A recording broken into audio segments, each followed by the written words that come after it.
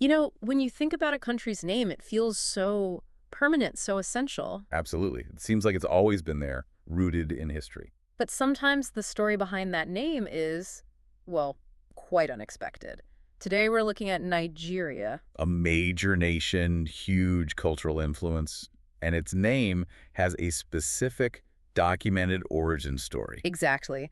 We've been looking at excerpts from an article called The Naming of Nigeria. Hmm. And our mission really in this deep dive is to unpack that story because the sources suggest something pretty surprising, Yep. that the name wasn't, indigenous. It wasn't from the people living there originally. It was actually coined Coined by an by outsider. a single individual, an outsider. Yeah. Okay, so let's get into that. What does the sources actually say? Where does Nigeria come from?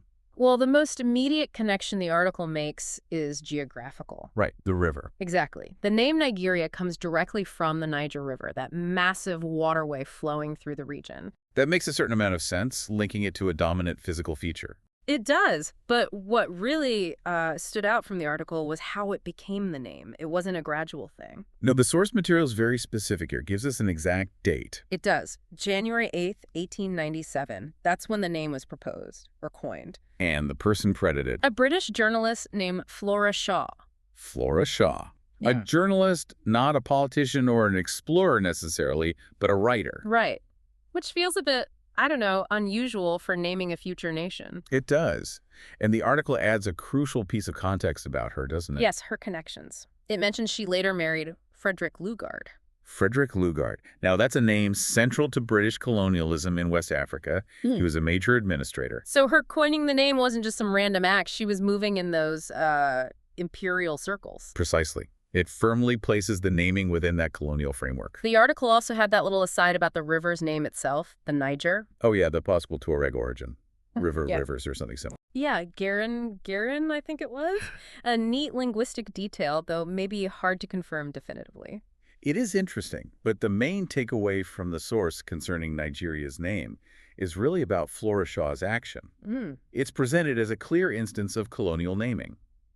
A British individual connected to the colonial project, suggesting a name. And it's based on a geographical feature important to, well, British exploration and administration rather than any local self-designation. Exactly. It wasn't derived from existing kingdoms or ethnic groups' names for the whole region. It was an external label reflecting, you could argue, imperial ambitions in organization. So if you're listening, just pause and think about the implications of that. Yeah. This fundamental identifier for a nation, its name, decided by an outsider, a journalist who would later marry a key colonial figure.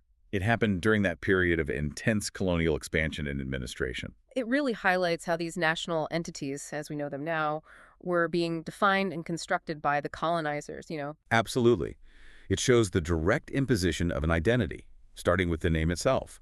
It signifies that British imperial design quite clearly. And that external naming process must have had ripple effects, impacting how the nation saw itself, how it was built post-independence. It definitely raises questions about authenticity and ownership of national identity. So maybe the final thought to leave you with is this. Go on. What does it really mean for a nation, for its history and its people's sense of self, when its very name is a product not of its own internal history or languages, but of external design during a colonial era?